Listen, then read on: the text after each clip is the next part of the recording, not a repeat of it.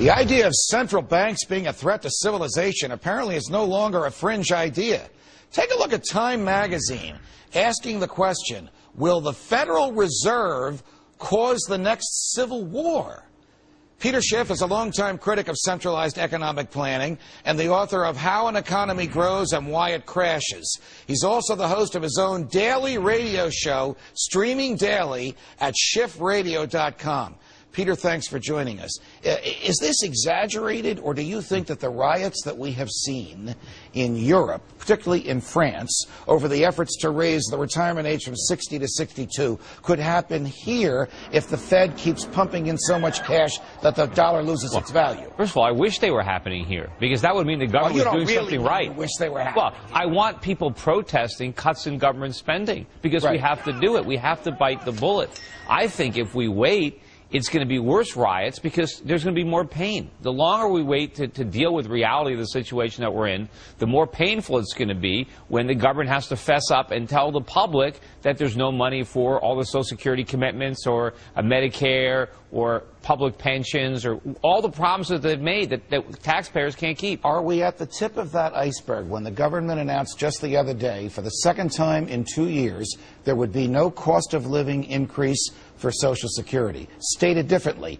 can they announce that for a third year or a fourth year before there's some pushback? Well, that's a way of cutting Social Security benefits without mentioning that you're cutting them. And ultimately, we have to cut them, but I think we should cut them in a more strategic way, such as raising the retirement age, means testing, and not just for the future, but right now for current recipients. Do you think that, listen, I believe, and I think you agree with me, Social Security is unconstitutional. It's nowhere justified in the Constitution. We can't stop it for people that are on it. They've planned their life expecting to receive this money, and they've paid into it when they were younger and in the workforce. But do you think that we could muster the political census to stop it for those who are not yet in the workforce? Well, you know, I disagree with that idea that we have to keep the promises, because it's impossible. Because where's the government going to get the money? The only way to get the money is to steal it from today's young people who are going to get nothing from Social Security. So just because the government embezzled all the Social Security money and it's no longer there doesn't give recipients the right to go and steal it from somebody else. We have to acknowledge it was a Ponzi scheme from day one. It was a fraud.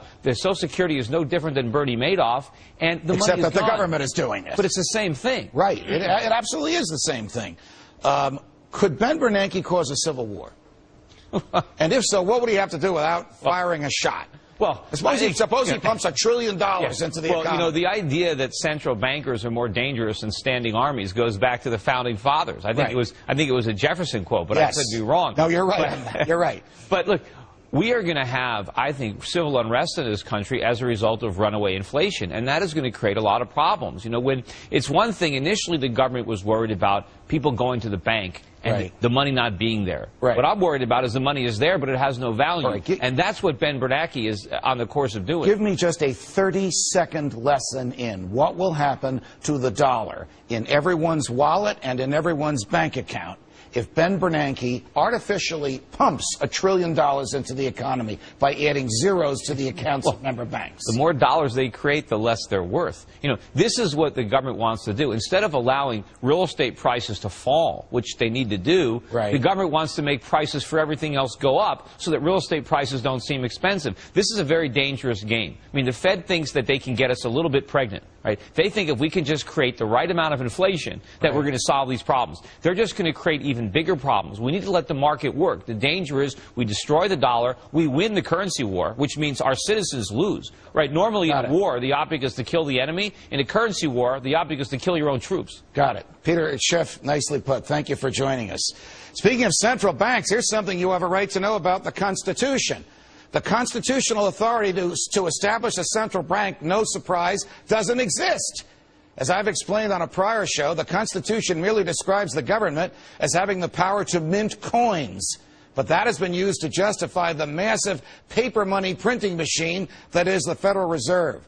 Regardless of whether you think the Fed is a good idea or a bad idea, consider how enormous and influential this extra-constitutional, utterly secret entity is. As Peter Schiff says, like a standing army, it easily becomes an exception to the constitutional rule that seems reasonable in theory, but can come to dominate our fate as a nation. And it's a reminder how once the confines of the Constitution have been cast aside, there's no predicting how wildly and rapidly the central government may grow.